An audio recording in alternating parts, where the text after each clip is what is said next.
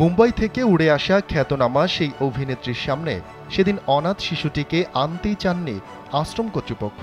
কারণ এর আগে ১২টি পরিবার শিশুটিকে দত্তক নিতে রাজি হয়নি। কারণ একটাই, শিশুটির গায়ের রং কুচকুচে কালো এবং শারীরিক অসুস্থতা। দত্তক নিতে আসা সেই দম্পতিদের সাথে সেদিন লাইনে দাঁড়িয়েছিলেন অভিনেত্রী এবং তার স্বামী। আশ্রমের ছোট্ট খুপড়ি ঘরে ঢুকেই তাদের চোখ পড়ে শিশুটির ওপর। ঘরের কোণে ছেঁড়া একটি পুতুল নিয়ে সে খেলছিল। গায়ে আধ ময়লা একটি ফ্রক, চুলগুলো অনেক এলোমেলো। অভিনেত্রী কোনো সংকোচ ছাড়াই এগিয়ে যান শিশুটির দিকে। হাত বাড়াতেই শিশুটিও কোলে চলে আসে।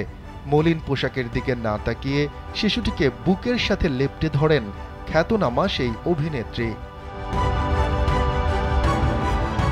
শুধু তাই নয়, ব্যাগ থেকে বের করেন নিজের রুমাল, অতি যত্নে মুছে দেন মেয়েটির মলিন মুখ আর ঘাম।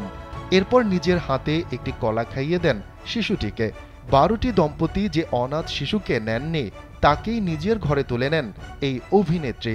তাদের কারণেই বিশ্বের অন্যতম ধনী দম্পতির প্রথম সন্তান হিসেবে বিশ্বজুড়ে পরিচিত অনাথ আশ্রমের কোণে পড়ে থাকা সেই শিশুটি।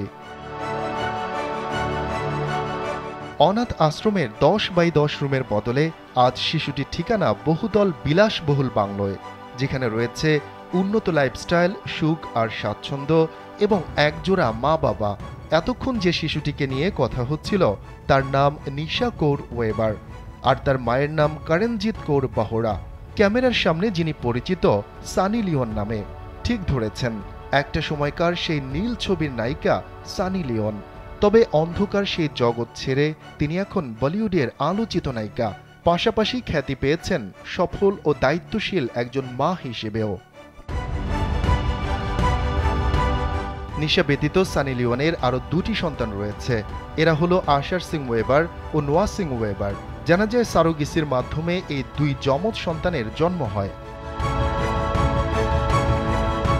সানি লিওন যে কেবল নিশার ক্ষেত্রে বড় মনের পরিচয় দিয়েছেন, ব্যাপারটা তেমন নয়। এছাড়াও তিনি নিজের আয়ের ২০% ব্যয় করেন অনাথ আশ্রম আর ক্যান্সার হাসপাতালে। বহু অসহায় মানুষের দুবেলা পেটের খোরাক যোগান তিনি। বিভিন্ন সময় যৌন হেনস্থার শিকার অন্তত ৩০০ মেয়ের লেখাপড়ার খরচ এবং ভারতের বিভিন্ন হাসপাতালের ৫০টি ক্যান্সার বেডের গোটা খরচও তিনি বহন করেন। তবে এখনও আগের সেই পেশার কারণে কিছু মানুষের কাছে তিনি হাসি এবং অসম্মানের খোরাক। শফিকুল ইসলাম শান্ত, কালবেলা ডেস্ক।